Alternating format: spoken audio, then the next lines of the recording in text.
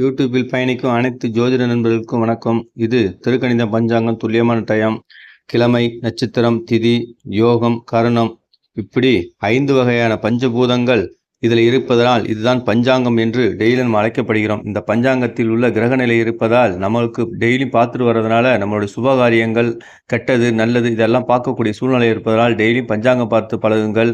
நாள் கிழமை நட்சத்திரம் பார்த்து பழகுங்கள். உங்களுக்கு எல்லா வகையான துன்பத்தில் இருந்து விலகி நன்மைகளே நடக்கும். இது திருக்கணிதம் பஞ்சாங்கம், துல்லியமான டயம். அதாவது பார்த்தீங்கன்னா செவ்வாய் நாளைக்கு மாறக்கூடிய காலங்கள் இருப்பதால் இதுக்கு முன்னாடி 45 நாள் இந்த செவ்வாய் மிதுன ராசியில் சென்றதால் அதில் பிறக்கக்கூடிய குழந்தைகளுக்கு பூரா செவ்வாதோஷம் வரும். எந்தெந்த லக்னம் எந்தெந்த ராசினா பார்த்தீங்கன்னா தனுசு ராசிக்கு 7ஆம் இடத்தில் செவ்வாய் இருப்பதால் செவ்வாதோஷம் ஏற்படும். மீனராசி மீன லக்னத்திற்கு பார்த்தீங்கன்னா 4ஆம் இடத்தில் செவ்வாய் இருப்பதால் செவ்வாதோஷம் ஏற்படும். ரிஷப லக்னத்திற்கு ரிஷபராசிக்கு 2ஆம் இடத்தில் செவ்வாய் இருப்பதால் செவ்வாதோஷம் ஏற்படும். கடகலக்கணத்தில் கடகராசிக்காரர்களுக்கு 2ஆம் இடத்தில் இருந்தால் செவ்வாதோஷம் ஏற்படும். அதற்கு பிறகு விருச்சிக ராசிக்கு 8ஆம் இடத்தில் இருப்பதால் செவ்வாதோஷம் ஏற்படும். இப்போ நாளைக்கு கடகத்துக்கு வருவதால் செவ்வாதோஷம் விலகப்படுகிறது. அதாவது மிதுன ராசியிலும் கன்னி ராசியிலும் வந்தால் தான் செவ்வாதோஷம் கடுமையான தோஷங்கள் கொடுப்போம். பாக்கி மகரத்திலோ கடகத்திலோ மேசத்திலோ விருச்சகத்தில் வந்தால் செவ்வாதோஷம் கிடையாது.